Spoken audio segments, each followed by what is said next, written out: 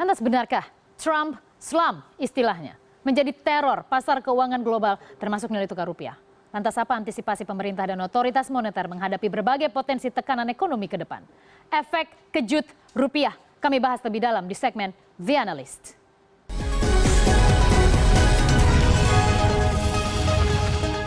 Dan sudah hadir di studio 2 CNN Indonesia Kepala Treasury Bank BCA ada Branko Windu. Pak Branko, terima kasih sudah bergabung bersama kami. Kita lihat bersama tadi bagaimana rupiah. Tapi kita lihat di plasma terlebih dahulu bagaimana nilai tukar rupiah. Tadi sudah kita singgung sedikit, tapi dengan kehadiran Anda mungkin bisa lebih spesifik lagi. Apa sebenarnya yang terjadi? Kita lihat di plasma, kita akan hadirkan bagaimana line chart pergerakan nilai tukar rupiah. Bisa kita hadirkan? Oke, sebelum kita melihat ke angka ataupun line chart tersebut, Pak Branko, kita tahu bahwa hari ini rupiah menjadi mata uang dengan performa terburuk hingga perdagangan siang tadi. Tapi saat ini sudah mengalami penguatan. Ini dia angkanya, Pak, kita lihat. Kita di 13.865 dari penutupan kemarin 13.138, kemudian kita di 13.400-an dibuka perdagangan hari ini. Yang ingin menjadi pertanyaan saya yang pertama adalah, apa yang terjadi di sini, Pak? Di siklus ini sehingga kita drop menjadi 13.865. Oke, baik. Kalau kita ada jam yang sebelumnya lagi mundur, memang perdagangan Indonesia tutupnya di 138 itu adalah jam 4 sore kemarin ya. Jadi ini kalau masih mau mundur lagi, sebenarnya jam 4 sore kemarin itu adalah angkanya segini. Tetapi tadi malam itu sekitar jam 9 jam 10 malam waktu Indonesia, yaitu sekitar jam yang sama tapi pagi waktu New York, itu adalah angka yang segini yang sampai keluar di sana. Itu kenapa? Karena yang terjadi adalah perdagangan dengan yang namanya NDF atau non-deliverable forwards. Bisa dijelaskan mungkin secara singkat, non-deliverable forward itu merupakan sistem seperti apa dalam pasar uang? NDF itu adalah perdagangan mata uang yang tidak memerlukan delivery. Jadi nanti hanya netnya aja, kalau dia untung dia harus bayar, dia akan terima, kalau dia rugi dia akan bayar.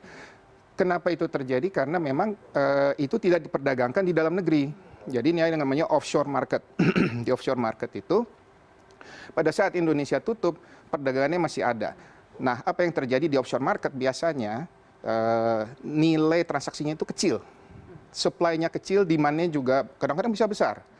Nah, ketidakseimbangan itu membuat harga menjadi melejit tinggi. Nah, ini harga yang spontan sekali nih, Pak. Sangat jauh tuh line chart-nya.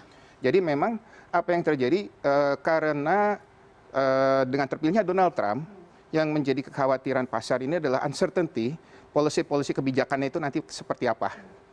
Jadi karena ada kebijakan yang tidak tahu atau uncertainty itu membuat investor itu mengambil yang namanya profit taking mungkin ya, karena mereka udah lama investasi, mereka udah untung, sekarang diamankan dulu keuntungannya.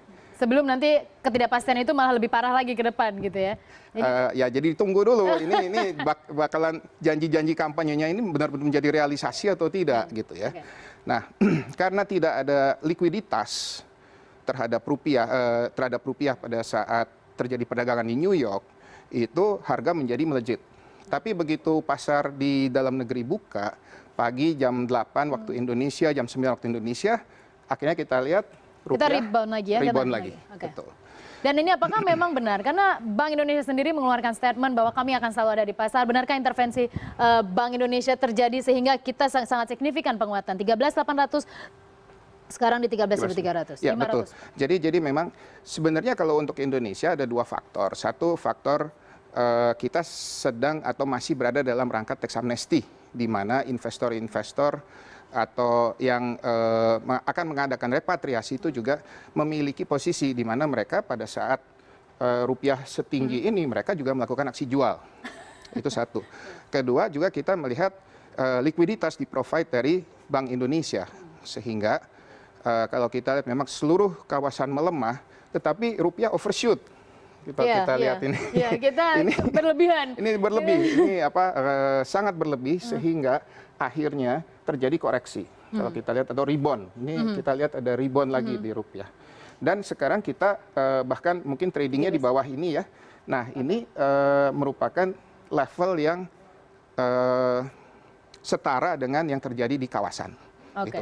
Kalau dilihat Dan menurut apakah Anda kita sudah atau memang ini artinya kita menuju ataupun investor mencoba mencari titik keseimbangan baru? betul, itu dia. Jadi equilibrium baru sedang dicari sehubungan dengan adanya perubahan asumsi yang dihasilkan oleh menangnya Pilpres Amerika Pilpres Serikat Amerika Serikat yang tidak diekspektasikan sebelumnya, sehingga sekarang asumsi demi asumsi akan diuji dan dites dan akan terjadi penataan ulang dari portfolio investor global. Jadi ini 100% memang masih pengaruh dari global.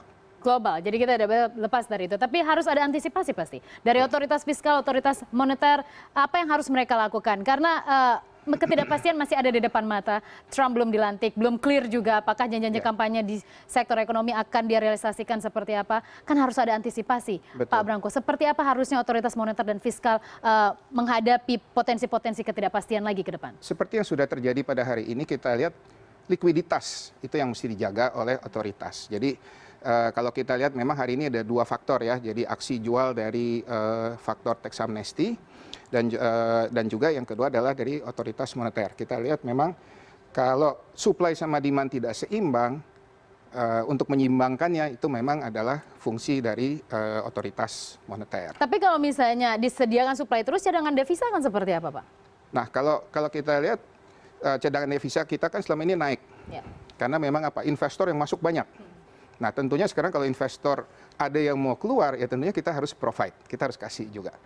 Nah, cadangan devisa naik atau turun tergantung sekarang lebih banyak mana yang masuk atau yang keluar. Kayak yang saya sebutkan tadi, memang faktor dari repatriasi dari faktor tax amnesty itu juga ada. Ya, nanti tinggal dilihat aja keseimbangannya sebesar apa. Pak Branko, ini akan berlangsung berapa lama? Karena ini agak mengerikan. Tadi pagi saya kaget juga lihat angka 13.800 gitu. Hanya dalam berapa jam, tapi meskipun akhirnya melandai lagi. Tapi berapa lama proyeksi Anda short run impact terhadap pemilihan Trump itu akan terjadi, utamanya di Indonesia? Tentunya semakin cepat proses dari sekarang apa ya, kayak proses handover ya, dan semakin cepat kebijakan-kebijakan yang akan keluar dari Presiden Amerika yang terpilih ini semakin jelas arahnya, dan tentunya itu akan membuat pasar makin tenang. Apakah mungkin gitu. Desember, Januari menurut Anda akan berlangsung masih volatile seperti ini? Kita lihat kan statement belum ada yang keluar, jadi kita masih belum bisa lihat. Selama statementnya belum ada, tentunya volatility akan tinggi karena uncertainty-nya akan tinggi. Oke. Mengenai kenaikan suku bunga juga begitu. Kalau Desember sih sebenarnya udah difaktor in, semua udah tahu Desember pasti Ya. kemungkinan besar Tapi naik. kalau November kan belum difaktorkan mungkin, agak kaget. November kelihatannya Tidak ya? Yang jadi pandangan dari umum adalah Desember. Oke, proyeksi Anda Pak Branko, rupiah akan ada di level berapa mungkin hingga akhir tahun atau awal tahun 2017? Mestinya di level segini fair. Segini itu 13.200, 13.250 saya kira range yang baru ya. Itu berbeda dengan asumsi makro 2017 APBN, Pak. Oh ya kan. Berarti itu harus dimasukkan juga faktornya menurut Anda? Kalau faktor APBN itu kan tidak Belum memasukkan efek Trump itu. Ya betul. Tapi Jadi pemerintah semua. tampaknya harus terbiasa dengan efek Trump. Kelihatannya kalau dunia sekarang perdagangannya itu semakin cepat, semakin perubahan semakin cepat. Jadi nggak bisa kita membuat sebuah model yang statis dan kita berpatokan pada itu terus. Gitu. Oke, terima kasih Pak Branko Windy telah bergabung Baik, bersama terima kami kasih. Head Treasury Bank BCA.